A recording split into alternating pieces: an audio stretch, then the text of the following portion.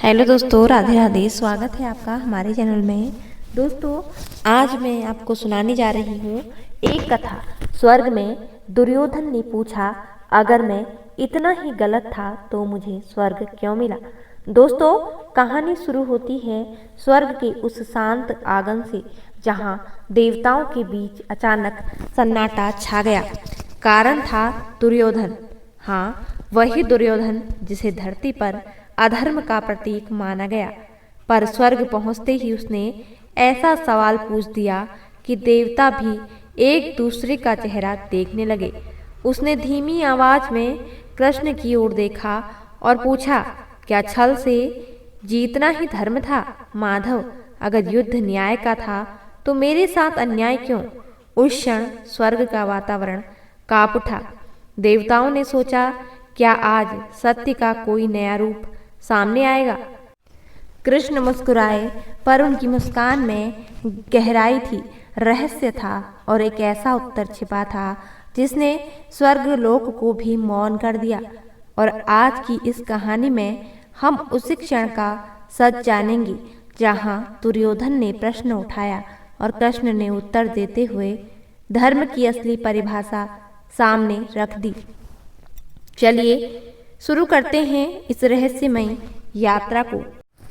दुर्योधन ने स्वर्ग में कृष्ण के सामने खड़े होकर बेहद शांत लेकिन गहरी आवाज में पूछा, माधव, अगर धर्म हमेशा सत्य के साथ होता है तो युद्ध में छल क्यों हुआ? मैंने तो बस अपना हक मांगा था, उससे ज्यादा कभी कुछ नहीं चाहा। फिर भी मेरे खिलाफ हर बार कोई न कोई नीति क्यों बनी? उसके सवाल में न शिकायत थी न क्रोध, बस जवाब पाने की एक सच्ची बेचैनी थी। देवता भी हैरान थे कि जिसे पृथ्वी पर अधर्म का प्रतीक माना गया, वही आज धर्म पर सबसे कठिन प्रश्न उठा रहा था। वही कृष्ण उसे स्थिर निगाहों से देखते रहे, मानो दुर्योधन के हर कर्म को एक बार फिर परख रहे हों। कुछ क्षणों के मौन के बाद कृष्ण बोले, दुर्योधन, धर्म केवल नियमों से तय नहीं होता, धर्म इरादों से पहचाना जाता है। उनका उत्तर सुनते ही पूरा स्वर्ग फिर से गहरे सन्नाटे में डूब गया। कृष्ण के उत्तर ने दुर्योधन के भीतर एक और सवाल जगा दिया। उसने तुरंत कहा, अगर इरादे ही धर्म ठहराते हैं तो पांडवों का इरादा क्या था? वे भी तो राज चाहते थे, मैं भी चाहता था। फिर मेरा इरादा अधर्म और उनका इरादा धर्म कैसे हो सकता है? दुर्योधन के इस प्रश्न पर देवताओं के बीच फिर हलचल हुई। उनके मन में भी यह संदेह वर्षों से घूमता रहा था। कृष्ण धीरे से मुस्कुराए, मानो वह मुस्कान ही किसी गहरे रहस्य को खोलने वाली हो। उन्होंने कहा, तुम दोनों राज्य चाहते थे, पर फर्क किसके में था? पांडव सत्ता को जन कल्याण का माध्यम मानते थे, जबकि तुम सत्ता को अपनी शक्ति और अहंकार की भूख बुझाने का साधन। दुर्योधन यह सुनकर चुप हो गया, पर उसकी आंखों में हल्की बेचैनी दिखी, जैसे वह अपने भीतर किसी छिपी सच्चाई से पहली बार सामना कर रहा हो। कृष्ण की बात सुनकर दुर्योधन कुछ क्षण शांत रहा, फिर उसने गहरी सांस लेते हुए कहा, लेकिन माधव, सत्ता की इच्छा तो हर राजा में होती है। अगर मैं भी राज्य चाहता तो क्या यह अपराध था? स्वर्ग में बैठे ऋषि और देवता इस प्रश्न पर एक दूसरे को देखने लगे। कृष्ण ने बिना किसी कठोरता के कहा, इच्छा अपराध नहीं होती दुर्योधन, पर जब इच्छा मन में भय, ईर्ष्या और स्वार्थ को जन्म दे तब वह अधर्म बन जाती है। तुमने राज्य पाने से पहले ही उसे खोने के डर को अपने ऊपर हावी होने दिया। उसी डर ने तुम्हें भटका दिया। पांडवों ने सत्ता खोई, वनवास सहा, अपमान झेला, फिर भी उनका हृदय विष से नहीं भरा। पर तुमने हर परिस्थिति में खुद को ही केंद्र में रखा। दुर्योधन के चेहरे पर पहली बार एक खामोश स्वीकारोक्ति थी। झलक रही थी, मानो सत्य उसके मन के द्वार पर दस्तक दे रहा हो। कृष्ण की बातें सुनकर दुर्योधन की आंखों में हल्की बेचैनी तैर गई। उसने कहा, अगर मेरे भीतर डर था तो क्या पांडवों के भीतर कोई कमजोरी नहीं थी? युद्ध में तो उन्होंने भी आपकी शरण ली, आपके मार्गदर्शन पर चले, फिर मैं गलत और वे सही कैसे? कृष्ण ने शांत स्वर में कहा, कमजोरी होना पाप नहीं है दुर्योधन। हर मनुष्य डरता है, हर मनुष्य टूटता है। फर्क इस बात में है कि वह टूटकर किस दिशा में जाता है। पांडवों ने अपनी कमजोरियों को पहचान कर उससे ऊपर उठने का प्रयास किया। तुमने अपने डर को ढाल बनाकर दूसरों को दबाने की कोशिश की। उनका मार्ग संघर्ष से भरा था, तुम्हारा मार्ग दंभ से। दुर्योधन ने नजरें झुका ली। पहली बार ऐसा लगा कि वह अपने भीतर छिपी कटुता को समझने लगा है, जैसे वर्षों बाद कोई धुंध हट रही हो और सच्चाई धीरे धीरे साफ होने लगी हो। दुर्योधन अब थोड़ा असहज हो उठा। उसने धीरे से कहा, लेकिन माधव, आखिरी युद्ध का क्षण वह नियम तोड़ने जैसा नहीं था। आपने भीम को संकेत दिया कि मेरी जांग पर वार करें। क्या यह छल नहीं था? स्वर्ग का वातावरण फिर भारी हो गया। कृष्ण कुछ क्षण चुप रहे, फिर बोले, दुर्योधन, नियम युद्ध से पहले बनाए जाते हैं, पर धर्म युद्ध के दौरान तय होता है। तुमने खुद जीवन भर नियमों को अपने हिसाब से मोड़ा, चाहे द्रौपदी का अपमान हो या भीष्म, द्रोण और कर्ण को अधर्म के लिए मजबूर करना। जब कोई व्यक्ति नियमों का उल्लंघन करता है, उनका सामना नहीं करता, तो वे नियम से उसे बचाने नहीं आते। भीम का वार तुम्हारे कर्मों का फल था, किसी छल का परिणाम नहीं। दुर्योधन ने यह सुनते ही नजरें फेर ली। पहली बार उसने स्वीकार करने का एहसास महसूस किया कि परिणाम वही था जो उसके कर्मों ने खुद तय किया था। कृष्ण के शब्द दुर्योधन के भीतर कहीं गहराई तक उतर गए। उसने थोड़ा रुका, फिर शांत स्वर में कहा, माधव, अगर मैं गलत था तो मेरे साथ जुड़े लोग भी तो महापुरुष थे। भीष्म, द्रोण, कर्ण, क्या वे भी अधर्म के मार्ग पर थे? यह सवाल सुनते ही देवताओं में सुगबुगाहट फैल गई। कृष्ण ने धीमी पर दृढ़ आवाज में कहा, महान होना और सही होना दोनों एक नहीं। भीष्म और द्रोण धर्म जानते थे, पर तुम्हारे प्रति मोह ने उनकी दृष्टि ढक दी। उनका ज्ञान सत्य था, पर उनका निर्णय कमजोर था। कर्ण वीर था, दानवीर था, पर उसका वचन तुम्हारे प्रति अंधनिष्ठा बन गया था।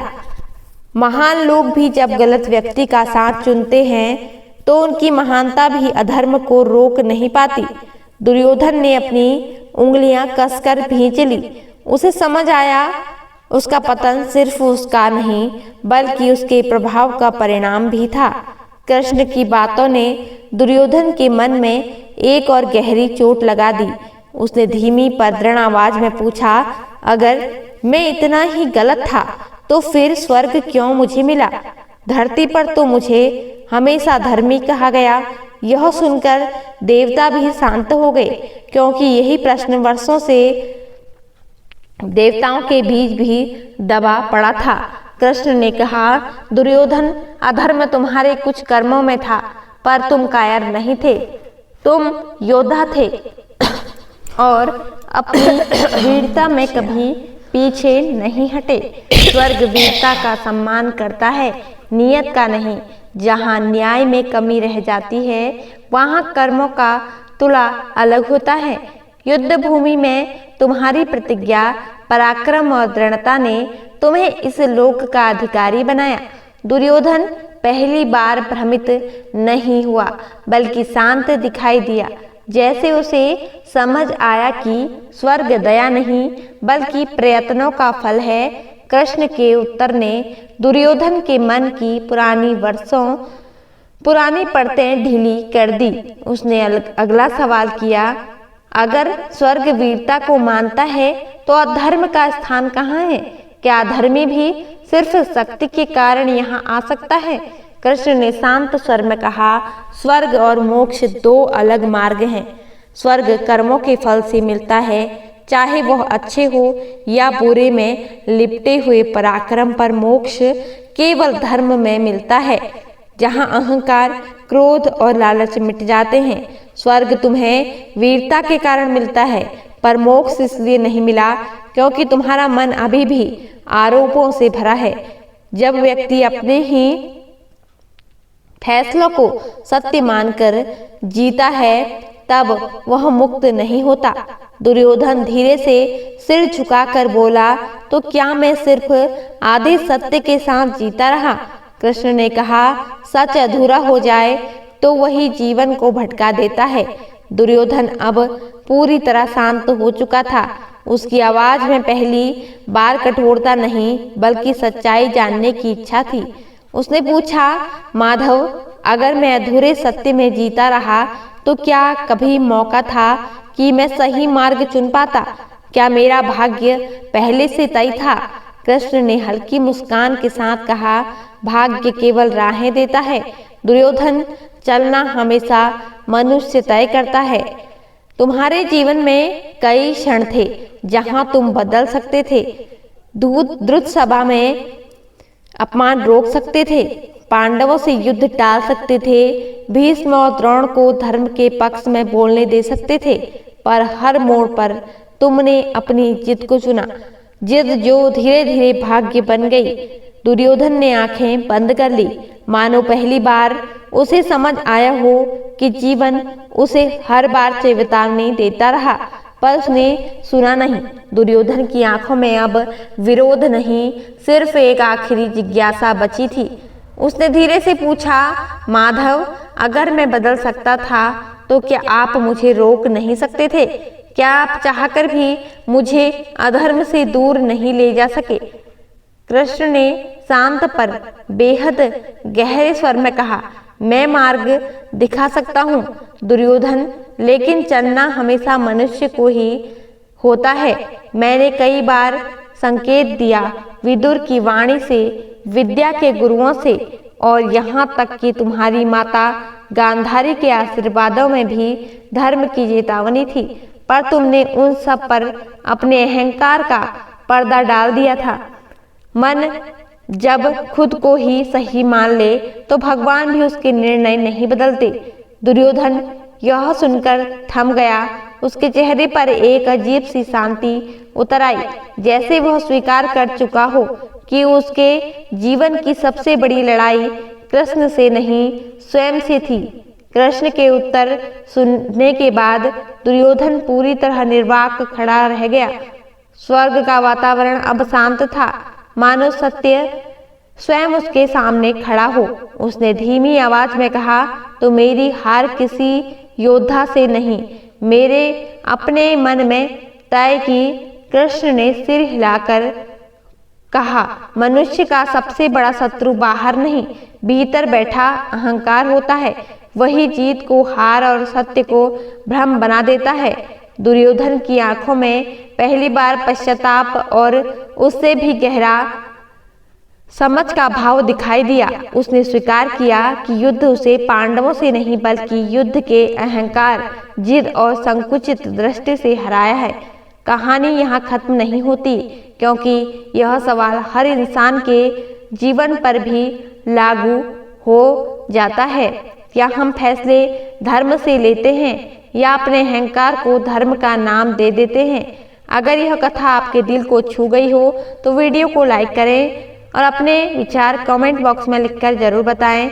दोस्तों, चैनल पर नए हैं तो सब्सक्राइब कर दीजिए और ऐसी ही आध्यात्मिक और ज्ञानवर्धक कहानियाँ सुनने के लिए हमारे चैनल को सब्सक्राइब करना ना भूलें। धन्यवाद। जय श्री कृष्णा, जय माता दी।